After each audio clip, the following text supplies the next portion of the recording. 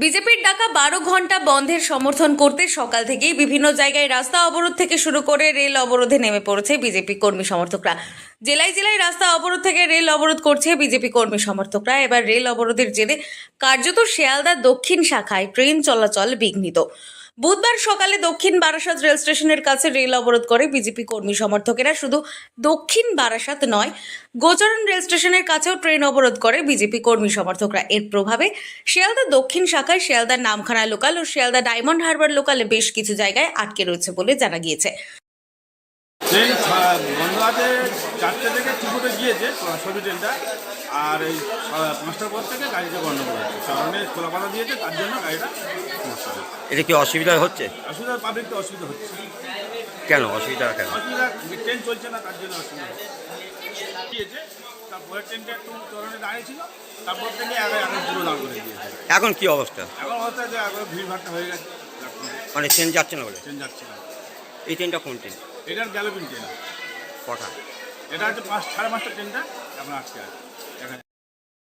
যদিও এই রেল অবরোধের খবর পেয়ে ঘটনাস্থলে পৌঁছয় রেল পুলিশের আধিকারিকদের সঙ্গে আন্দোলনকারীদের বচসা শুরু হয়। রেল লাইনের ওপর কলাপাতা দিয়ে আন্দোলন করছে বিজেপি কর্মী সমর্থকরা।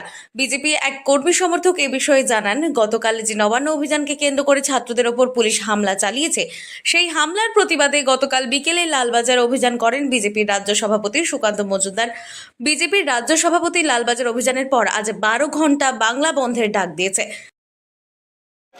গতকাল যে বিজেপি নবান্ন অভিযান ছিল, নবান্ন অভিযানের প্রতিবাদে সারা কলকাতাময় যে ধুমধুমার হয়েছে, যা পরিস্থিতি হয়েছে, তারই জন্য বিজেপি 12 ঘন্টা বন্ধ রেখেছে।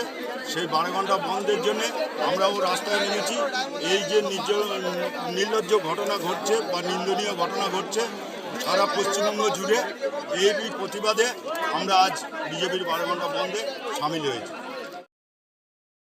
দিকে দিকে বিজেপি কর্মী সমর্থকরা রাজপথ থেকে শুরু করে রেলপথ অবরোধ করে বিক্ষোভ দেখাচ্ছে।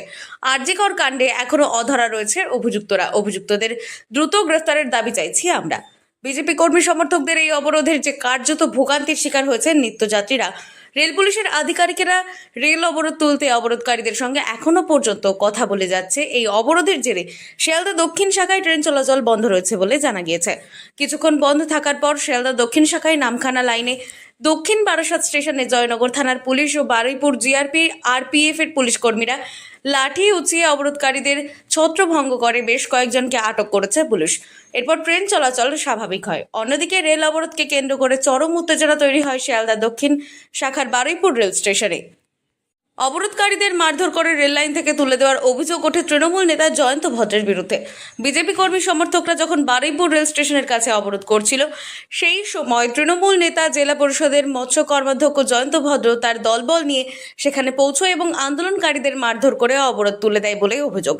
যদিও এ বিষয়ে জয়ন্ত ভদ্র তিনি বলেন, মানুষের অসুবিধা করে কোনো আন্দোলন করা যাবে না। মানুষের অসুবিধার মধ্যে রয়েছে, কলকাতায় যেতে পারছে না, তাই আমরা এসে শান্তিপূর্ণভাবে অবরোধ তুলেছি। বিজেপির এই 12 ঘন্টা বন্ধকে কেন্দ্র করে জেলায় জেলায় অশান্তির ছবি ফুটে উঠেছে। দক্ষিণ 24 পরগনা থেকে সুমন সাহার রিপোর্ট, লোকাল 18 বাংলা।